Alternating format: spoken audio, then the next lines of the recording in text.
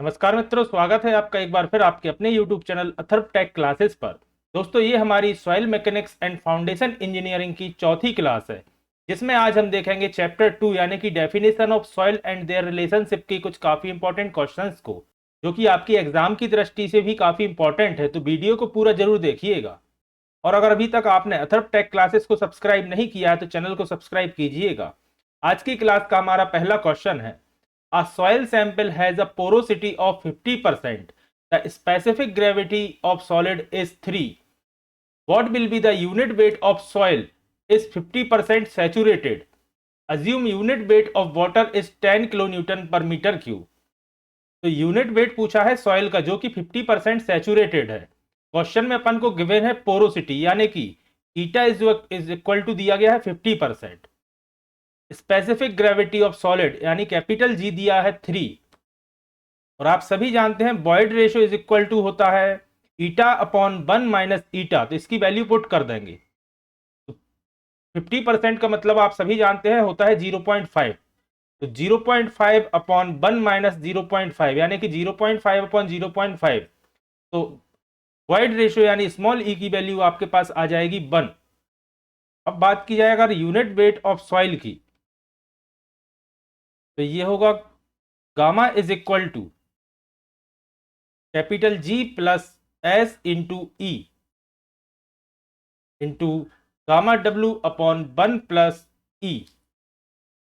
अब इस सभी वैल्यू अपने पास है तो गामा इज इक्वल टू हो जाएगा जी की वैल्यू गिवन है 3 प्लस 50% सेचुरेशन है यानी कि एस की वैल्यू हो जाएगी 0.5। ई की वैल्यू यानी कि वॉइड रेशियो की वैल्यू अभी अपन ने फाइंड की थी, तो ये आई थी 1, तो ये हो जाएगा इंटू 1। और unit weight of water question में गिवन है 10 किलो न्यूटन पर मीटर क्यूब, तो ये हो जाएगा इंटू 10 अपॉन में आएगा 1 प्लस 1। इसको अगर अपन सॉल्व करेंगे तो गामा इज इक्वल टू आएगा 17.5 किलो न्यूटन पर मीटर क्यूब, जो कि आपका आंसर है। तो ऑप्शन नंबर बी आपका करेक्ट आंसर होगा। 17.5 किलो न्यूटन पर metre cube unit weight of soil आया है, जिसकी 50% सैचुरेटेड वैल्यू थी, या जो 50% सैचुरेटेड सॉइल थी उसका यूनिट वेट है। अगला क्वेश्चन है, a sample with a volume of 40 centimetre cube is filled with a soil sample. When the soil is poured into a graduated cylinder, it displays 20 centimetre cube of water. What will be the porosity? तो सबसे पहले तो याद रखिएगा, अगर total value 40 दी है तो ये आपकी कैपिटल वैल्यू मतलब कैपिटल वी की वैल्यू हो गई। अब ये 20 सेंटीमीटर क्यूब पानी को डिस्प्लेस कर रहा है यानी कि इसमें सॉलिड की वैल्यू हो गई 20। तो बचा हुआ 20 जो है वह इसमें प्रेजेंट वॉइड्स की वैल्यू होगी। तो सबसे पहले लिखते हैं वॉल्यूम ऑफ सॉलिड 20, तो बचे हुए वॉल्यूम ऑफ वॉइड्स की बात की जाए तो 40 माइनस 20, तो वॉल्यूम ऑफ वॉइड्स भी आ जाएगा 20। अब बात की जाए पोरोसिटी की, तो पोरोसिटी इज इक्वल टू होगा total volume upon volume of voids, यानी ये आ जाएगा 40 अपॉन 20, या जिसे आप 1/2 कह सकते हैं। तो ईटा यानी कि पोरोसिटी की वैल्यू आ गई 1/2 या 0.5।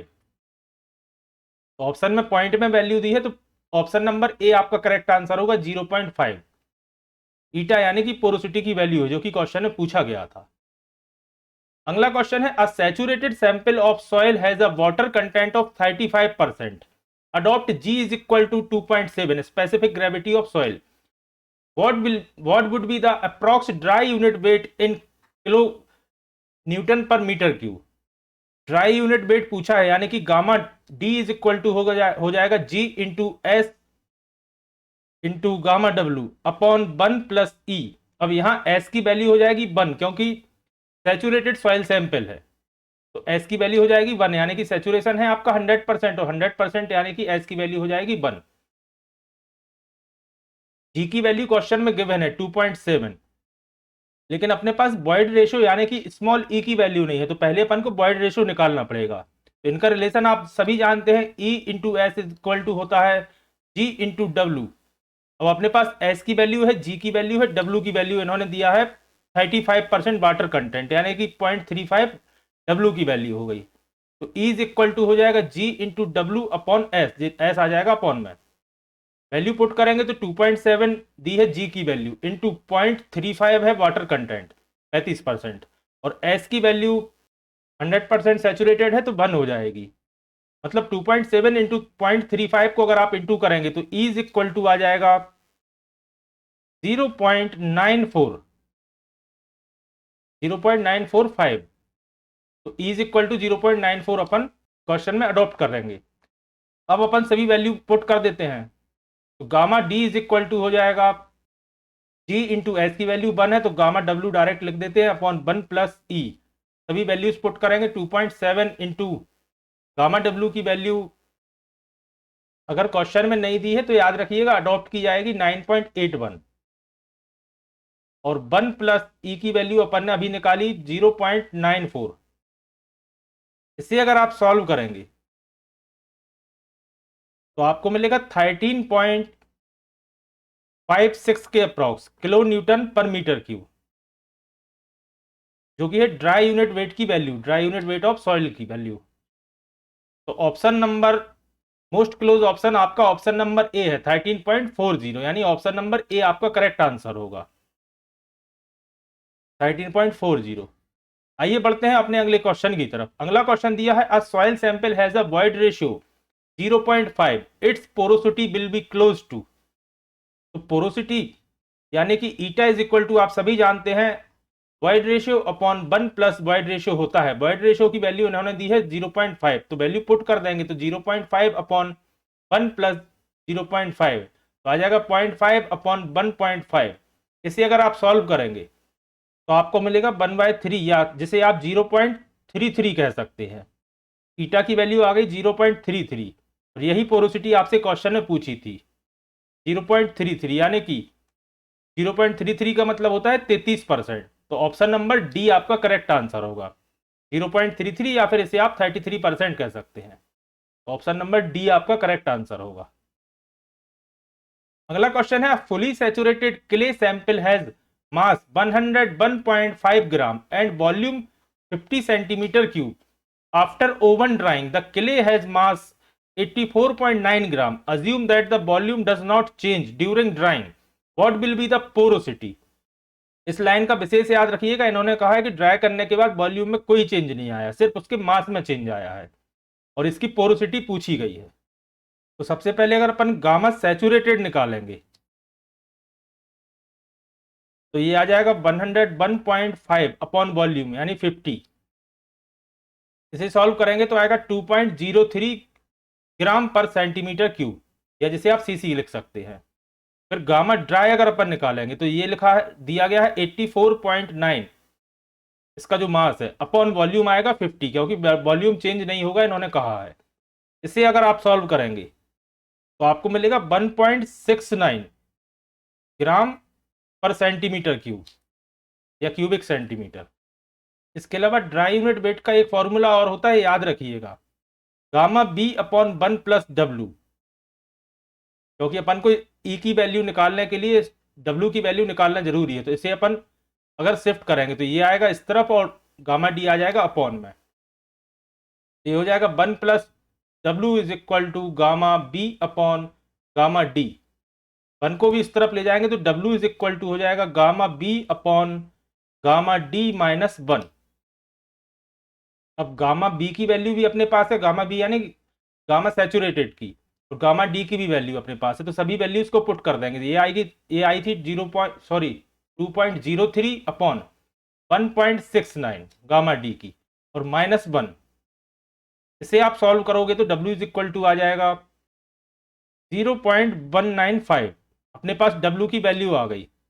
अब अपन को निकालना है कैपिटल G की वैल्यू। यहाँ साइड में सॉल्व कर देता हूँ कैपिटल G की वैल्यू।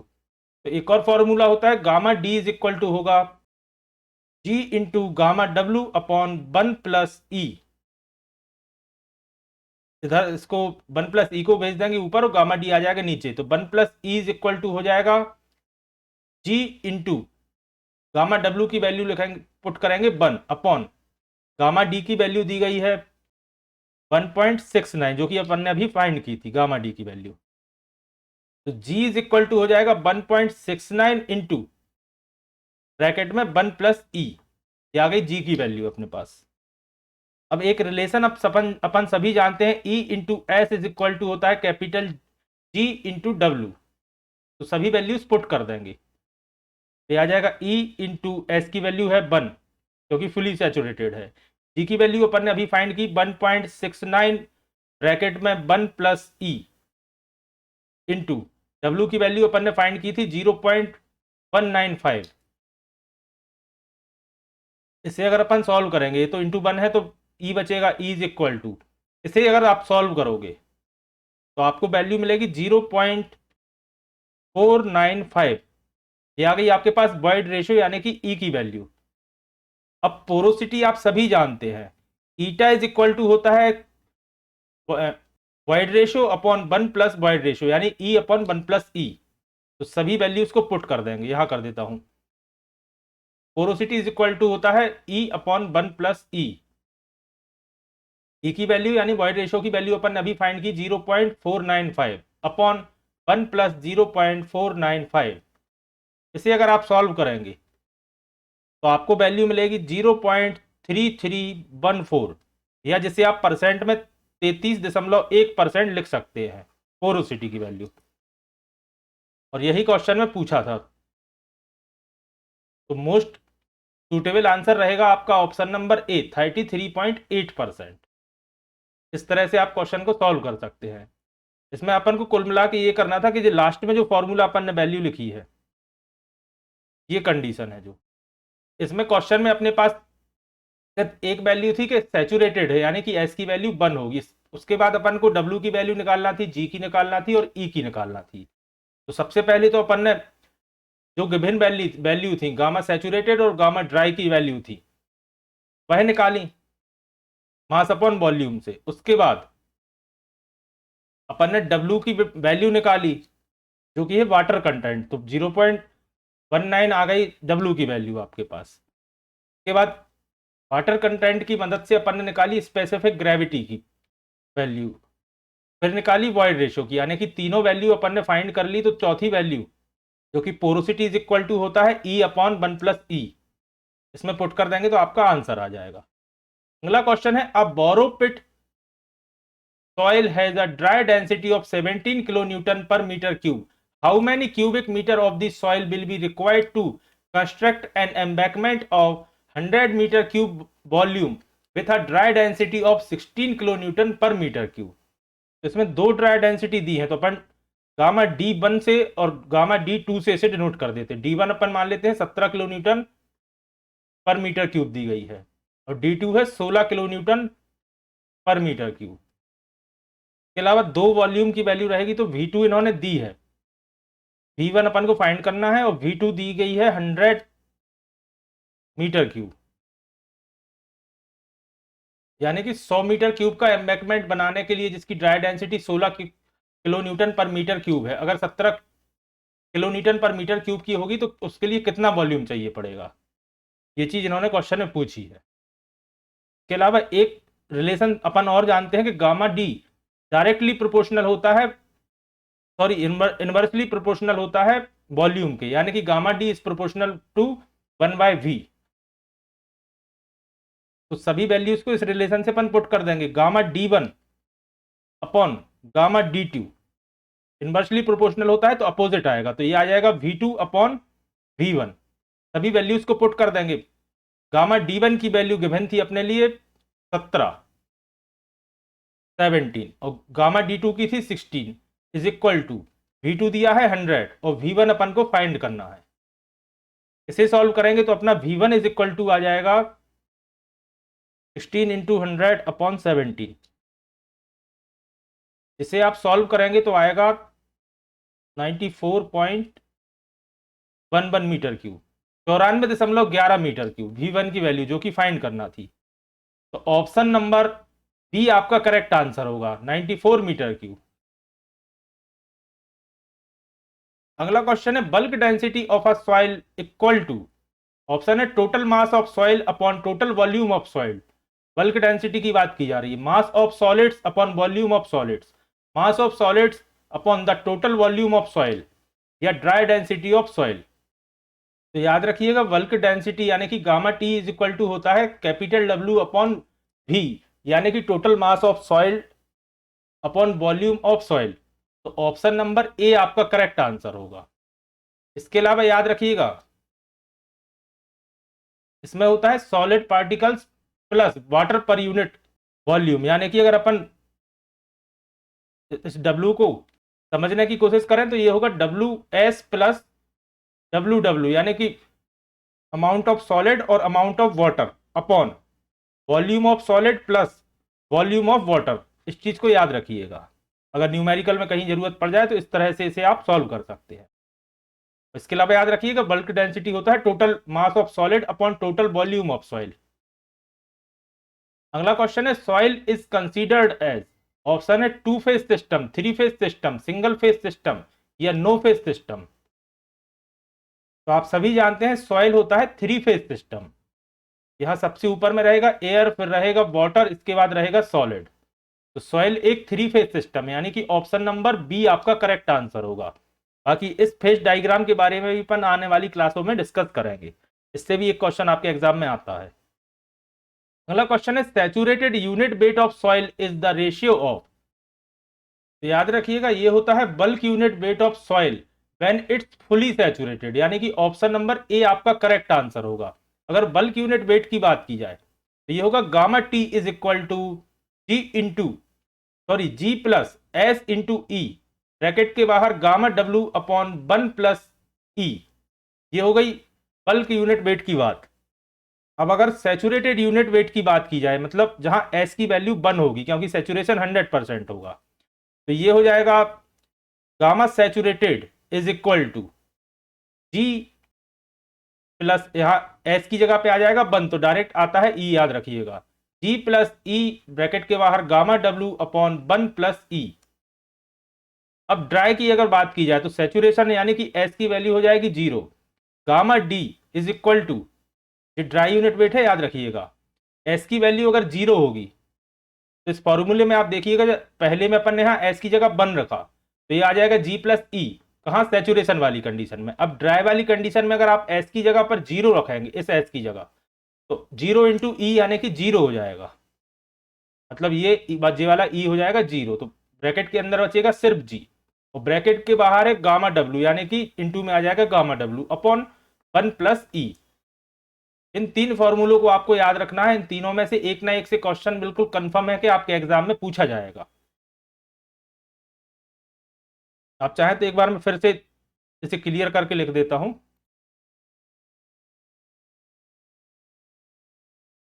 सबसे पहले आएगा बल्क यूनिट वेट, ये हो जाएगा जी प्लस एस इंटू ई ब्रैकेट के बाहर gamma W upon 1 plus E. इसके बाद आ जाएगी सैचुरेशन वाली वैल्यू जो कि एस की वैल्यू हो जाएगी 1, जिसे आप सैचुरेटेड यूनिट वेट कहते हैं।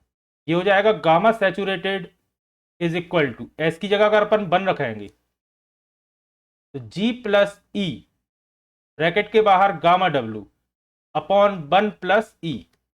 अब अगर आप एस की वैल्यू 0 रखेंगे यानी कि ड्राई यूनिट वेट, एस 0 हुआ मतलब सैचुरेशन 0 हुआ, वो कंडीशन हो गई ड्राई यूनिट वेट की, तो इस एस की जगह अगर आप 0 रखोगे तो 0 इंटू ई यानी 0 हो जाएगा, तो ब्रैकेट के अंदर सिर्फ बचेगा जी और बाहर है गामा डब्ल्यू, तो इंटू में आ जाएगा गामा डब्ल्यू अपॉन में आ जाएगा 1 प्लस ई। ये ई यानी कि वॉइड रेशो याद रखिएगा। इन 3 फॉर्मूलों को आपको याद रखना है,